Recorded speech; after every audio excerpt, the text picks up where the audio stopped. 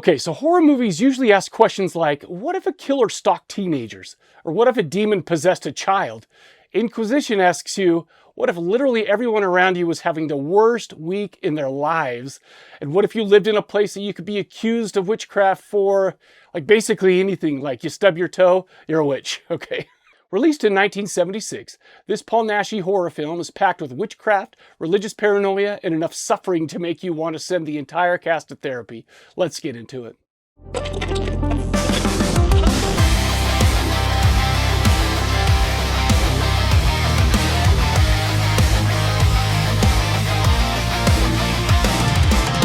That's right, folks. Your boy's doing yet another 70s Spanish sexy horror movie video. And honestly, at this point, just give me Naschy, Franco, Osorio, or Grau any day of the week, and I'll happily sit down and watch. Inquisition was both written and directed by Paul Naschy, and if you want a deeper dive into his background, I've already covered that in my video on Werewolf versus the Vampire Woman. I did that earlier this year, I think. I go into a lot more detail there about who he is, who he was, but for now, just know this. I'm a fan, I respect the guy, I love his movies, and he really does feel like one of us, like a horror fan through and through, whose entire filmmaking career reflects that passion, just like mine, making videos about it, I guess. Well, so with that said, let's talk about Inquisition. Naschy actually plays a dual role here. First, he's Bernard de Fossey, an earnest inquisitor trying to do things the righteous way, until of course the usual temptation shows up and things start to get kind of complicated. And then, because of course, he also plays Satan. He has actually a pretty solid devil costume as well, I love it. Opposite him is Daniela Giordano as Catherine, a woman whose boyfriend conveniently dies in an attack right in front of Fossey, which naturally opens the door for Fossey to start developing a very intense interest in her. But yeah, well, I guess we'll just get into that, shall we? The story takes place in medieval France during a plague outbreak. Enter Bernard de Fossey, a powerful inquisitor. Him and his loyal associates are traveling the countryside doing what they do best, rooting out Satan's influence by identifying witches and heretics. Naturally, they arrive in a town that's being absolutely decimated by the plague.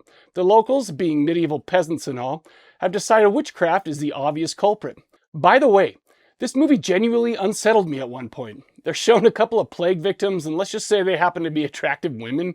I won't get into the details, but I was left feeling confused at the reactions I had. Is this sexy? Is this gross?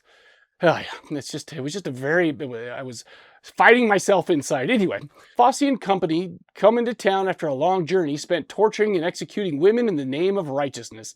They take lodging with a wealthy local man who has two daughters. One of them's named Catherine, and let's just say Bernard notices her immediately. There's only one problem, man. Catherine is secretly engaged to a local man named Duprat. The two spend every spare moment sneaking off together and getting their banging in, but they actually seem to love each other, and Catherine seems genuinely happy. But that really doesn't last long, because while traveling on business, Duprat is ambushed and murdered. The official story is that he was robbed by bandits, but was he really? Obviously, Catherine is devastated, and she begins to spiral and eventually seeks out Mabel, a woman widely regarded as the town witch. As it turns out, those accusations might actually have some merit. Mabel openly talks about having sold her soul to the devil in exchange for supernatural powers. Catherine has only one thing on her mind: revenge. So when Mabel suggests that she too can bargain with the dark forces to learn the truth about her lover's death, Catherine is surprisingly receptive. Mabel gives her a potion and tells her she will dream of a person responsible for her lover's death. What follows is probably the movie's best scene, because Catherine dreams of a satanic gathering, attended by Belphegor, the film's horniest goat looking like demon, and Satan himself, played by Naschy like I mentioned. It's atmospheric, creepy, and just a little bit goofy at the same time. Somehow it works. During the dream, the truth is revealed. Bernard de Fossey arranged Duprat's murder. Or did he? The dream sure makes it seem like it. Elsewhere, Fossey continues his normal routine, fielding accusations from the local one-eyes and putting women on trial for witchcraft. Tough job, but apparently somebody has to spend all day interrogating and torturing all the hot chicks. Now with the new information she gathered from her dream, Catherine has a new mission: destroy Bernard de Fossey, and that's basically kind of it. And how does she plan to accomplish this? By seducing him. Oh no, Catherine, please don't ruin me by getting naked and seducing me. No, please. Jokes aside, it's actually a pretty clever plan. If she can lure him into a scandalous relationship, it will destroy his reputation and call into question his commitment to the church and its crusade against witches and heretics and all that stuff. Of course, this strategy isn't exactly fighting uphill, since Fossey is already hopelessly infatuated with her. In fact, when Catherine's father dies, Fossey becomes her guardian, which is every bit as creepy and inappropriate as it sounds. Oh my gosh. From there, Catherine has little trouble drawing him into increasingly compromising situations. Before long, the image of the stern, righteous inquisitor begins to crumble, and crumble it does. Everything eventually falls apart exactly the way you'd expect. Fossey's hypocrisy catches up with him. The machinery of persecution turns against him, and he finds himself facing the same sort of judgment he once imposed on others. The good news is he gets a pretty sweet haircut before they burn him at the stake. So, happy ending. So there's something I've noticed about some of these Inquisitor movies, not all of them. Like Witchfinder General, this doesn't really apply to, but remember The Pit and the Pendulum? With Stuart Gordon's and Dennis Paoli's Pit and the Pendulum? That definitely does. And here's what I'm talking to. Here's what I'm talking about. The movies want us to see the Inquisitors as evil, arrogant, hypocritical monsters, and to be fair, they usually are. But maybe, just maybe, if people would stop selling their souls to Satan, the Inquisitors wouldn't have anything to do, man. Like, take The Pit and the Pendulum. Happy Gilmore's grandma is an actual witch. She's legitimately involved with the dark forces and actively influencing Maria. In Inquisition, and I'm not sure if this movie gives us absolute proof that Maybelle is a witch, but she's definitely running around talking about selling souls to the devil, and she's definitely encouraging other people to do the same. She literally helps Catherine enter into a pact with Satan.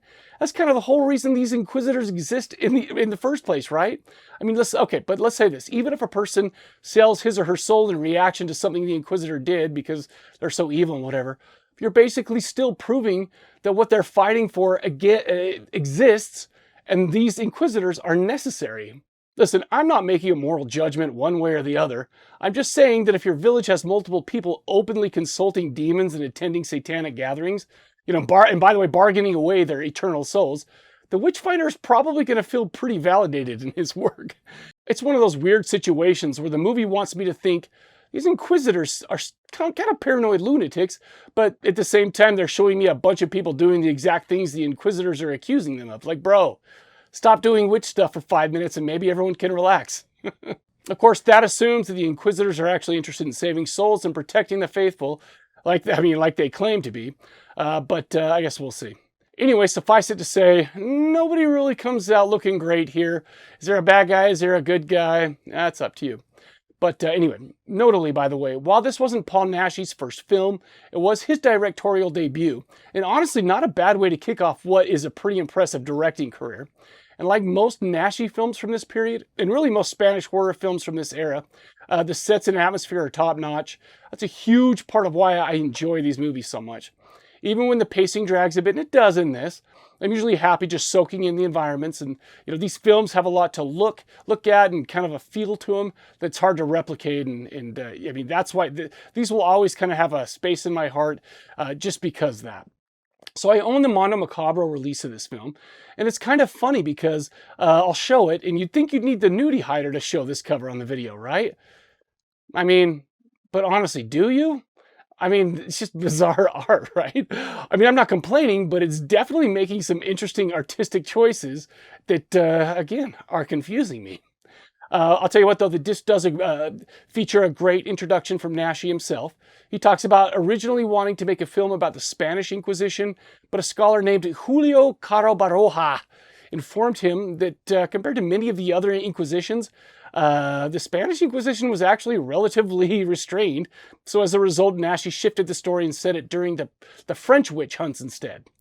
Another extra included on the disc is called Blood and Sand Erotica, or something like that. I don't really know. It looked like kind of a TV show or a TV special.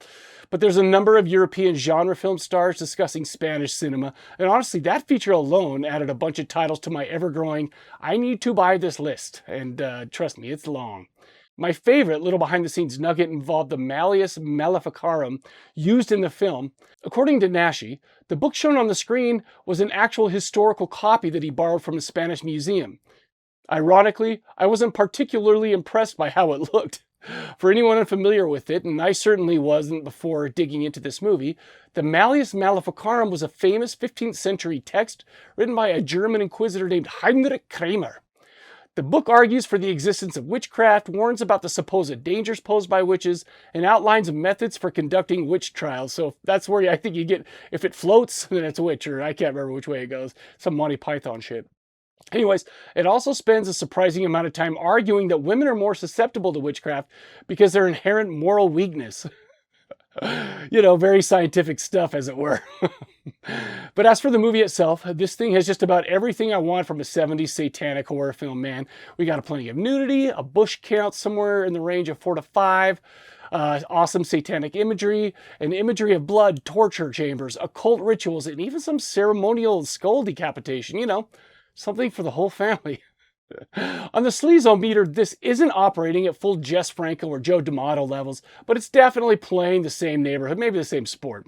But even though I found the pacing, like I said, a little bit slow at times, this kind of movie is absolutely my thing. I'm a sucker for Paul Naschy. I'm completely in love with the style and atmosphere of this film and those like it. May not be my favorite Naschy movie, but it's exactly the kind of weird Gothic satanic Euro horror that keeps me coming back for more.